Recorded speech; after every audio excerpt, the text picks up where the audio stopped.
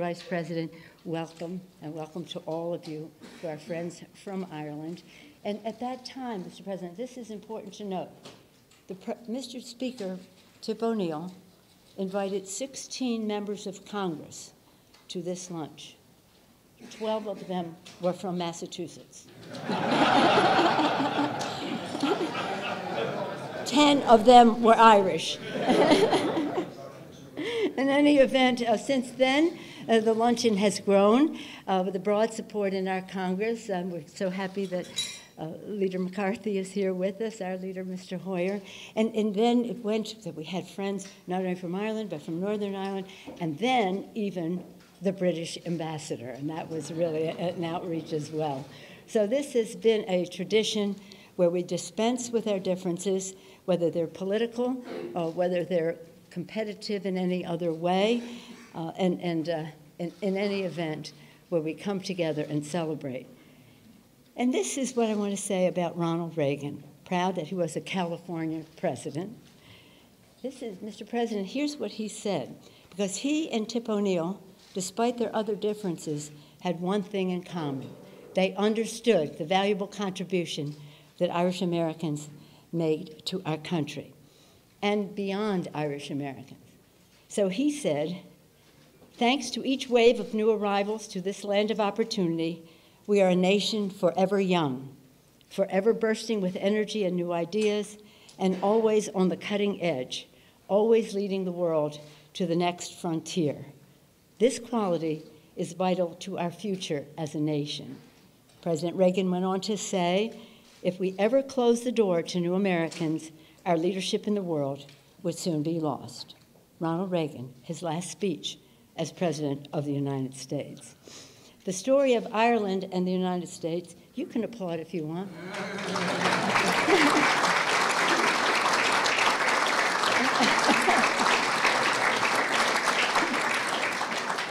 The story of Ireland and the United States is a tribute to those words. Here in America, we take great pride in the Irish heritage that millions in our country claim. Some are really Irish, and in the enduring contribution the Irish have made to our nation in our politics, businesses, and our community. Earlier, our Friends of Ireland co-chairs, Richie Neal and Peter King, were saying to this Taoiseach how unusual it was when President Kennedy became the first Irish and first Catholic president of the United States. It was crossing a threshold that was so dramatic and opened the doors to so much more. Well, I don't have Irish grandparents. I do have Irish grandchildren, Liam, Sean, and Ryan. They've been baptized in the Church of Kilquay Church in County Wicklow, and they always remind me of the exuberant spirit of the Irish people. In fact, they have had this toast that they like to make. They're bigger now, teenagers, but when they were little, they would have this toast that said, dance as though no one is watching, love as though you've never loved before, sing as though no one can hear you, and live as though heaven is on earth. So I said to them, is that a precious toast in your Irish family? And they said, no, it's a poster we saw in Shannon Airport.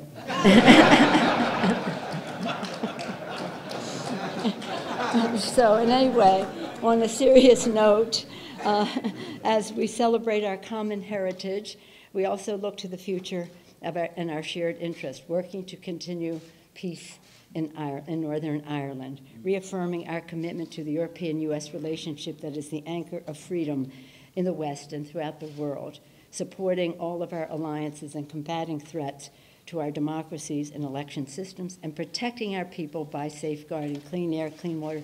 The Irish, so many ideas when we were in Ireland as to how we go forward in terms of energy and a good energy economy with good paying jobs. So in that spirit, I welcome the Taoiseach. We're so honored and so proud that you are with us. And a number of Taoiseachs have been here, well, since 1984. Every year, Mr. President asked if the President always came to this lunch. Oh, yes, it's a command performance, but a nice family affair. So here we are, and now I have been told that the appropriate introduction for the next person that I am to present to you is to keep it very simple. The appropriate introduction is, ladies and gentlemen, the President of the United States.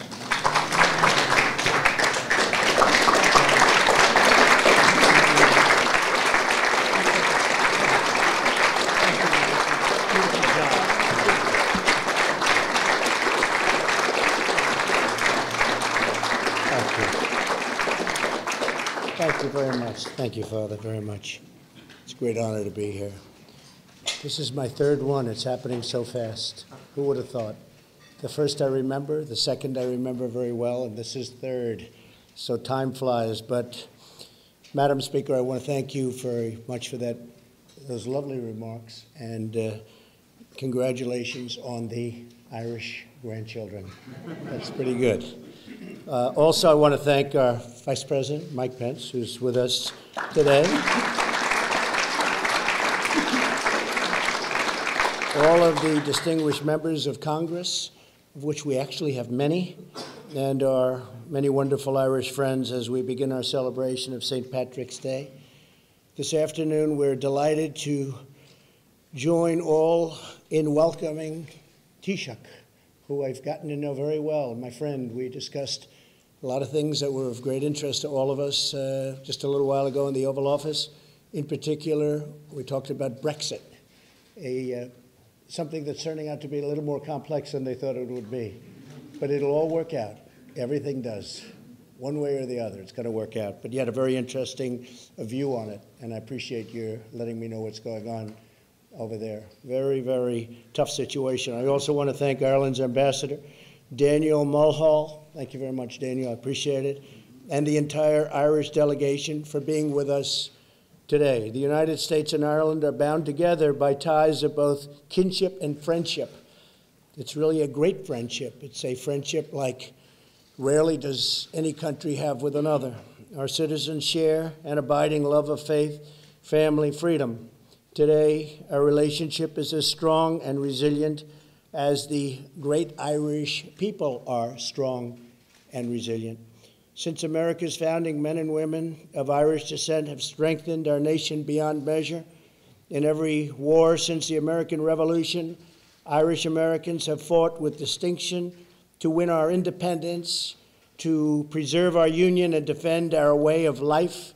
And nobody has done it like the Irish. They do it with flair. They do it with brilliance. They've moved our hearts with timeless works of art, literature, and music. Irish Americans have also answered the call to serve our nation at the highest levels of government. And you look at the United States Supreme Court, you look in the halls of Congress, and throughout my administration, a lot of Irish. They're all over the place. Right, Mike? As an example, Mike, you have your sister Annie here today. Where's Annie? Annie, very nice to have you. That's very good. And you're serious Irish. That's what I'm hearing. Anyway, nice to have you, Annie. Thank you. Many members of Congress in the room also trace their roots to Ireland, including House Minority Leader Kevin McCarthy. Kevin, thank you very much. What a good job you're doing. How's he doing, Nancy? Okay? You have a little advantage. She has a little advantage, but that's okay. But he's doing okay.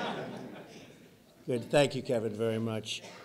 Senator Leahy, Patrick, thank you very much. Appreciate it. And co-chairs of the Friends of Ireland Caucus, Richie Neal and Peter King. Richie, thank you very much. Where's Peter? Where's Peter? Peter, thank you very much. We see each other here and lots of other places, and you're doing a great job. Thank you very much, Peter. And from Queens, too, on top of everything from Queens. This afternoon, we're also proudly joined by House Majority Leader Steny Hoyer. And Steny, thank you very much. Steny, stand up. Come on, Steny. You worked hard. Come on, stand up, Steny. Okay, thank you, Steny. And Congressman Eliot Engel, thank you very much. Thanks, Eliot. I appreciate it very much. They really have worked very hard on a lot of issues, and some pertaining specifically to Ireland, and we appreciate it very much. Thank you, Elliot. Since the 7th century, St. Patrick's Day has honored the legacy of Ireland's patron saint, a man of profound humility and faith whose selfless service is an inspiration to us all. On St. Patrick's Day, 1937, President Roosevelt noted that in times of plenty and in times of famine, Ireland and the descendants of Ireland have been faithful to the heritage of St. Patrick's. That's right. Today, we reaffirm our enduring gratitude for the profound contributions, extraordinary service, and unyielding spirit of the Irish people. As the United States and Ireland grow ever closer in friendship and partnership, and we are indeed growing closer, we're doing trade deals, we're doing things that we frankly have not done to this extent before. May we find inspiration in the example of those who came before. May we draw new strength from the noble example of St. Patrick, and may we all be blessed by the luck of the Irish. That's a good thing, the luck of the Irish. Mr. Prime Minister, thank you again for joining us. You had a very long and good trip, and we really appreciate that you're here. And please give our warmest and best regards to all of the great and wonderful people of Ireland. Thank you very much. Please. Thank you, Leo. Thank you very much.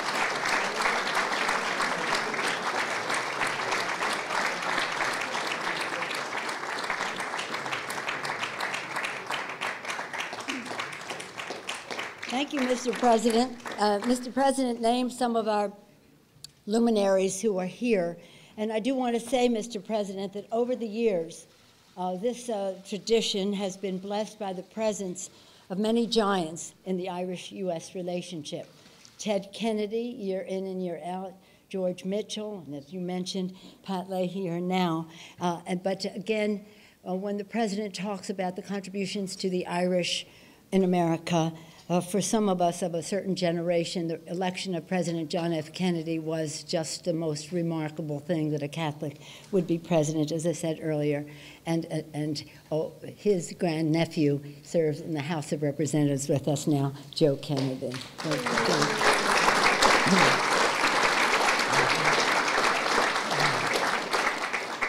Again, it goes, our next guest is well known to everyone here. One of the reasons we are all here is to welcome here.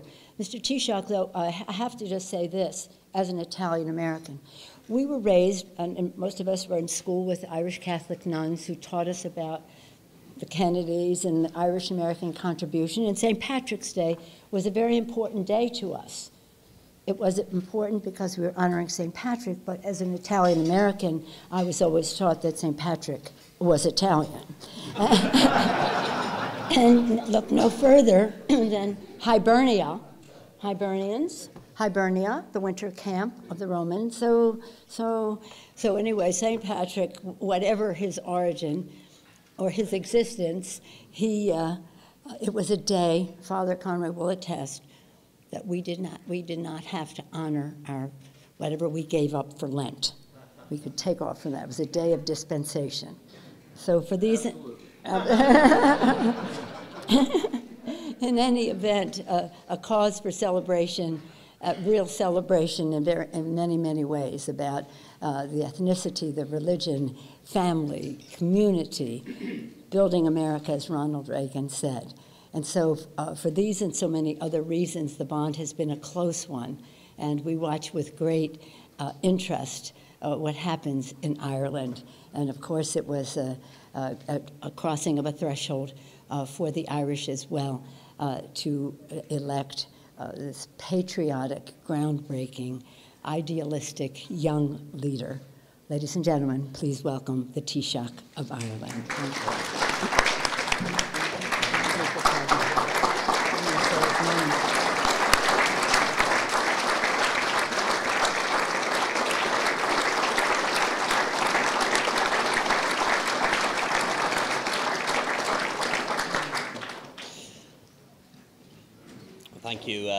Thank you very much, Madam Speaker, Mr. President, Mr. Vice President, members of Congress, distinguished guests and friends. Lá Éile Pádraig Honadíomh Galer. Happy St. Patrick's Day to all of you. Before I start, I just want to acknowledge some of the people who've travelled from Ireland to be here at this important event today. Of course, led by our ambassador based here, Dan Mulhall, the Secretary General of the Government, Martin Fraser, political leaders who are here from Ireland as well, John Deasy TD, Billy Lawless, Arlene Foster, leader of the DUP, Mary Lou MacDonald, leader of Sinn Féin, all here joining us for this important lunch. We're also joined by our Chief Justice, Frank Clark, who's here as well, and the head of our police force, Drew Harris, our Garda Commissioner, who previously served in the Northern Ireland Police Service, and perhaps as a demonstration of how much things have changed in Ireland, that the head of our police service in the Republic of Ireland formerly served in the Northern Ireland Police Service, and of course our Attorney General, Seamus Wolfe.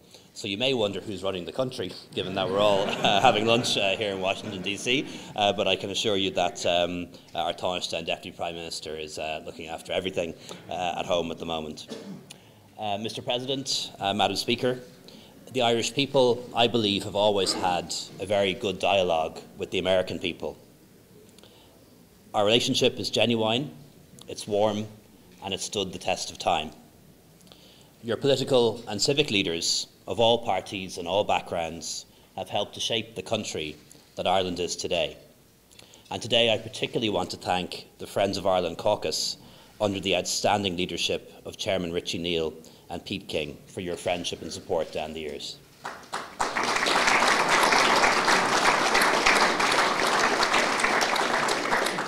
From its inception, as you know, it's been strictly bipartisan in its composition, and particularly when it comes to issues like Northern Ireland. From Tip O'Neill to Richie O'Neill, or Richie Neal rather, from Ted Kennedy to Pete King, its members, Democrats and Republican alike, helped to lay the foundations for the Good Friday Agreement, a compromise brokered by Senator George Mitchell and guaranteed by international law. As Congressman Brendan Boyle, the son of an Irishman from Glenculmkill in County Donegal, has recently said, the great foreign policy achievements of the 20th century.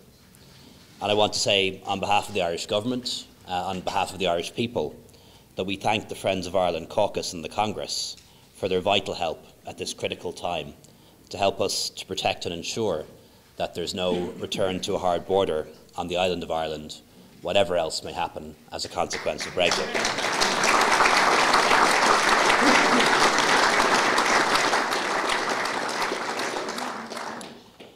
Madam Speaker, President Reagan once said that a people free to choose will always choose peace. And I think he was right. And I know in the land of liberty, you'll continue to protect that fundamental freedom. I also want to acknowledge our friend and former Congressman Bruce Morrison, who helped to make that peace possible as well. Today, his name is known and celebrated in every county in Ireland because of the work that he did to allow Irish men and Irish women to make the American dream their own.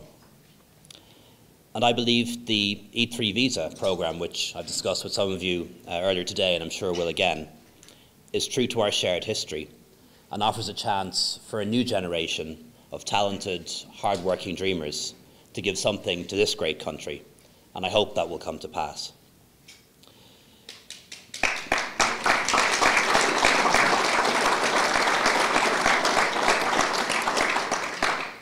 Madam Speaker, 100 years ago, in 1919, a Congress of Irishmen and Irish women declared our independence, making a bold statement about democracy, freedom, self-determination and liberty that resonated across the world. Our freedom, our liberty and our prosperity was not achieved all at once. There were stepping stones along the way. And one of those stepping stones was our new constitution, Bunreacht na hÉireann, in 1937. And when I was preparing for this speech, I had a chance to come across something really interesting in our archives. It's from 81 years ago. The year was 1937, the year our Constitution came into effect. And a message of support was sent from the United States, signed by 300 congressmen, governors, Democrat and Republican alike. And on that document, 81 years old, are names like Harry Truman, Richard Russell, and Henry Cabot Lodge Jr. So, Madam Speaker, as a token of my appreciation and the friendship between our two nations, I'd like to return to you in Congress a framed copy of that message to symbolise our historic connection, to remind us of our shared values, and to inspire us of what we can achieve together in the future. Gurf míle maith go léir.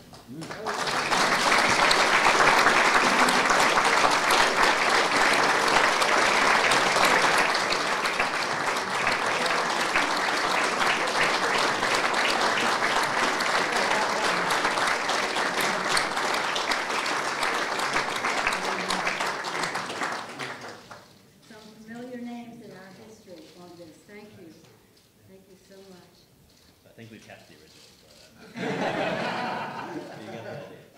You'll never tell. To the Honourable Eamon de Valera of Dublin, Ireland. Thank you so much.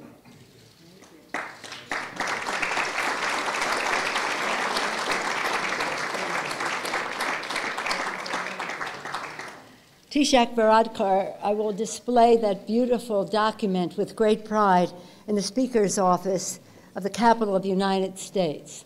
And I'm sure whoever is Speaker will always display that with great pride in that office for anyone who visits there to see, for so many reasons, the close ties between our two nations and how far back that relationship goes in a very official way. Thank you, Taoiseach Varadkar, for your honoring us with your presence, for presenting us with that historic document. And as you were speaking earlier, even before that wonderful presentation, I was thinking what an historic day this is for each and every one of us to be present in this room to hear your presentation and the new face of Ireland and all that you represent. It's emotional. It's officially and personally an honor to welcome you, especially to this Congress. And to give us the blessing of the Lord on these historic proceedings, I'm going to call upon our chaplain of the House, Father Conroy, who serves us with great dignity and devoutness as the chaplain of the House of Representatives. Mr. Conroy. That means after the blessing, bon appetit.